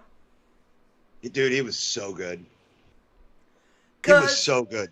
Because as well as Echo, we are getting a new Daredevil, Born Again, with Vincent D'Onofrio back. And Charlie Cox back as Daredevil. He was good, but I didn't mind Ben Affleck. No, but as TV, Charlie Cox is good, and they've actually floated Charlie Cox into the movies, so that's going to be a nice one. Yeah, that's going to be cool. Okay. Get ready for this. Ready. Werewolf by Night. A Halloween-themed program starring Gal Garcia, Bernald, and Laura Donnelly, where they just dropped the full trailer and it shows up October 7th. They have not said a fucking word about this thing except till now. But Lauren Donnelly's in it. I have to check this out. It's a Halloween-based TV show by Marvel Studios. I'm excited. Yeah. That's going to be cool. Lucasfilms TV show, Andor. It's pretty much the in-between. It's the diplomatic side. We got Mando, which Mando looks like Civil War. Okay. Star Wars Bad Batch 2. Okay, this one might be interesting. Tales of the Jedi. A short-formed animated anthology series set in the Star Wars universe. And that's pretty much it. October 26th is the premiere date. Okay. I'm intrigued by that. Yeah. Yeah. Oh, okay. The Muppets are back. The Muppets. All right. What's up with the Muppets? The Muppets Mayhem, a comedy series from Disney's branded television and ABC's signature, will hit streaming 2023. Okay. We have the new National Treasure, which Nicolas Cage? No, not Nicolas Cage. Everybody else but Nicolas Cage. Well, that's fucking stupid. Yeah, right. The Proud Family. We're getting a season 2 of the new Proud Family. I didn't know that they redid it. How to describe this?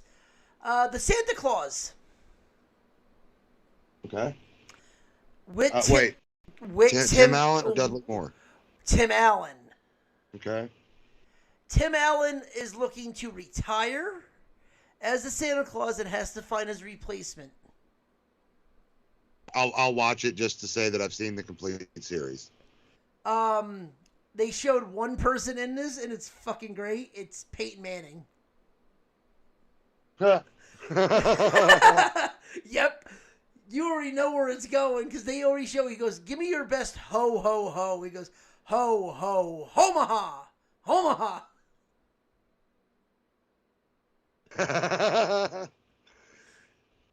Well, I mean, the upside is like he could deliver toys to all the kids in one night and not need the sleigh. Just put them on his fucking forehead. Yeah, right. Yeah, right. Win or Lose, Pixar's first long-form series announced by Will Forte is joining the voice cast. I like Will Forte. I think that'll be all right. And then Zootopia Plus, short-form series based on the world of Zootopia. I never actually saw Zootopia. Neither have I, but oh no, we have holiday specials. The Star Wars holiday special? No. Damn it. Best in Snow, which is transported by a magical snowflake to Snowdome and throw into a spirit of competitions to compete for the title of Best in Snow. It's the you know how like they did like the food, like the cake builders and shit like that? Yeah. It's that again. But it's winter themed. I know my niece is gonna love this. Pentatonics around the world for the holidays. I don't know what the fuck that is. Pentatonics is the group that how to describe what are they? They're the a cappella group. That they're like one of the biggest famous ones. They're doing a little concert on Disney Plus. Cool. Oh, but it gets better because now we have one that's based in New York City and is based off the Nutcracker Ballet. Okay. Run by Run DMC. Okay. The hip hop Nutcracker. Run DMC's Rev Run brings us along a hip hop reimagining of the Nutcracker Ballet set in NYC. I'm out. Yeah, I'm done. And on that note, we'll see you next week. And actually, there's one other thing. If kids like this, Marvel's Moon Girl and Devil Dinosaur. Allison Brie is guest voicing on this. It actually is really good. I have like there's little ones that watch this that I know, and they actually do a pretty good job at this, and the comic's really good too. Because I read the comic before. That's really good. Right. But that is it for all the stuff from D23 for the TV side. They did announce video games for it, but there's one video game that I'm excited for. What's that? Disney Speedway. A racing game? It is Mario Kart with Disney Kart with Disney characters. With Disney characters. I don't know if I can do that, and there's one reason. Why? Mario Kart is the ultimate friendship test. I refuse to play Mario Kart with my friends anymore because that shit will cost you friendships. So to describe this though, is they've already announced the first set. They've announced four players already that have been in it. Sully,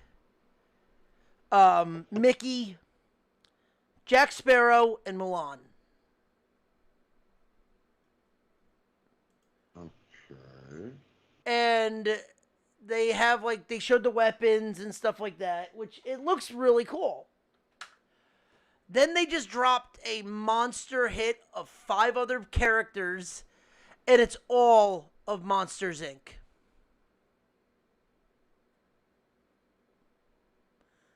So you have Sully, Mike Wazowski, Randall.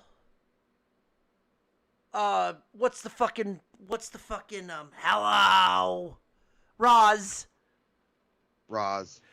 and and Mike Wazowski's girlfriend, the one with the snakes in the hair. No, yeah, Randall. No, Randall's in it. I like Randall. But so far but the one thing that I loved is they did so one of the places that you're racing is the door hallways for that. But then they transformed into a black and white stage. You're racing in Steamboat Willie.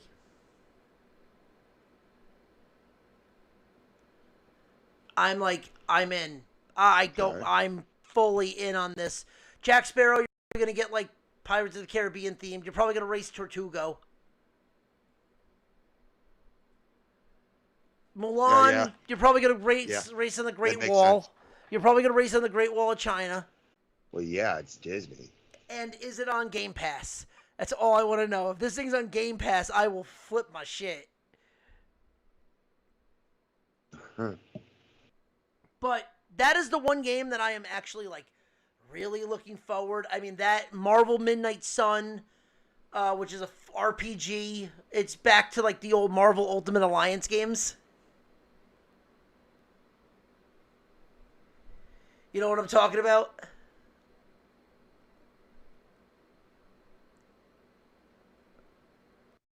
Oh, shit. You guys still there? I'm here. Okay. Rye, did you hear what I said? Fucking hates me. Oh. No, I missed it. The new Marvel Midnight Sun game, which they made as a straight up, which is an RPG, but it's an RPG with with Marvel Ultimate Alliance. Okay. And it is based off the Midnight Sun comic book, which, holy shit, if you read that, it's fucking amazing.